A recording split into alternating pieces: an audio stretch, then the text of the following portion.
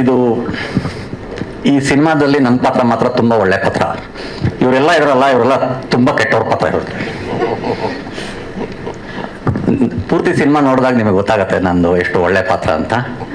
ಒಂದು ಬೈಗಾನ್ ಎರಾದ rigid value ಸಿಸ್ಟಮ್ನ follow ಮಾಡ್ತಾ ಇರುವಂತಹ ಪಾತ್ರ ಅದು.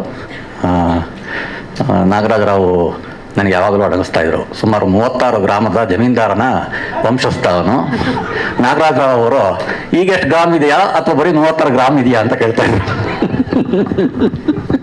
ಸೊ ಹಾಗೆ ಆ ಗತ್ತನ್ನು ಉಳಿಸ್ಕೊಂಡು ಕನ್ವೆ ಮಾಡಿದ್ದೀನಿ ಕರೆಕ್ಟಾಗಿ ಅಂತ ನಿರ್ದೇಶಕರಿಗೆ ಒಪ್ಪಿಗೆ ಆಗಿದೆ ಅಂತ ನಾನು ಅಂದ್ಕೋತೀನಿ. ಈ ಪಾತ್ರ ಮಾಡೋದಕ್ಕೆ ಬಹಳ ಮುಖ್ಯವಾದ ಕಾರಣ ಏನು ಅಂತಂದರೆ, ವಿಜಯ್ ಭಾರದ್ವಾಜು ಕತೆ ನರೇಷನ್ಗೆ ಕರೆದಾಗ ಹಾರ್ಡ್ ಬೌಂಡ್ ಸ್ಕ್ರಿಪ್ಟ್ ನಾನು ಎಲ್ಲೂ ನೋಡಿರಲಿಲ್ಲ. ಅಂದರೆ ನನಗೆ ಯಾವಾಗಲೂ ಸಾಮಾನ್ಯವಾಗಿ ನಾಳೆ ನಿಮ್ಮದು ಡೇಟು ಫ್ರೀ ಇದೆಯಾ ಬಂದುಬಿಡಿ, ಒಂದು ರೋಲ್ ಇದೆ, ಅಪ್ಪನ ರೋಲೋ ಫ್ರೆಂಡ್ ರೋಲೋ ಏನೋ ಆ ಥರದ್ದೇನೋ ಒಂದು ರೋಲ್ ಇರುತ್ತೆ, ಅದನ್ನು ಮಾಡಿಬಿಟ್ಟು ಹೋಗಿ ಅಂತ 1 ದಿವಸದ್ದೋ 2 ದಿವಸದ್ದೋ ಪಾತ್ರಗಳಿರ್ತಾಯಿದ್ವು. ಬಟ್ ಹಾಗಾಗಲಿಲ್ಲ ಈ ಚಿತ್ರದಲ್ಲಿ. ಈ ಚಿತ್ರದ ಇದು ಚಿತ್ರೀಕರಣ ಶುರು ಆಗೋದಕ್ಕೆ 1 ವರ್ಷ ಮುಂಚೆನೇ ಹಾರ್ಡ್ ಬೌಂಡ್ ಸ್ಕ್ರಿಪ್ಟ್ ಇತ್ತು. ಆ ಸ್ಕ್ರಿಪ್ಟ್ ಇಟ್ಕೊಂಡು ಅವ್ರು ನರೇಟ್ ಮಾಡಿದ್ರು.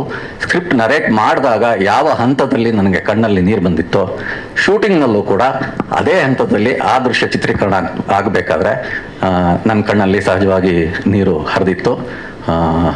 ಅದು ನನಗೆ ತುಂಬ ಖುಷಿ ಕೊಟ್ಟ ಅನುಭವ, ಬಹುಶಃ ಯಾವಾಗಲೂ ಮನಸ್ಸಿನಲ್ಲಿ ಉಳಿಯುವಂತಹ ಒಂದು ಅನುಭವ. ಯಾಕಂದರೆ ನನಗೆ ಗ್ಲಿಸರಿನ್ ಆಗಿ ಬರೋದಿಲ್ಲ. ಗ್ಲಿಸರಿನ್ ಹಾಕಿದ್ರೆ ಕಣ್ಣು ಪೂರ್ತಿ ಕೆಂಪುಗಾಗ್ಬಿಟ್ಟು ಆ್ಯಕ್ಟ್ ಮಾಡೋದಕ್ಕೆ ಆಗೋದಿಲ್ಲ. ಏನಾದರೂ ಅಳಬೇಕು ಅಂದರೆ ನಾನು ಅದು ಸಹಜವಾಗಿ ಕಣ್ಣೀರು ಬರಬೇಕು. ಸೊ ಅಷ್ಟು ಎಮೋಷನ್ಸು ಆ ದೃಶ್ಯ ತುಂಬಿಕೊಡ್ಬೇಕು. ಆ ಥರದ್ದು ಒಂದು ದೃಶ್ಯ ಇಲ್ಲಿ ಈ ಚಿತ್ರದಲ್ಲಿ ಆಯಿತು.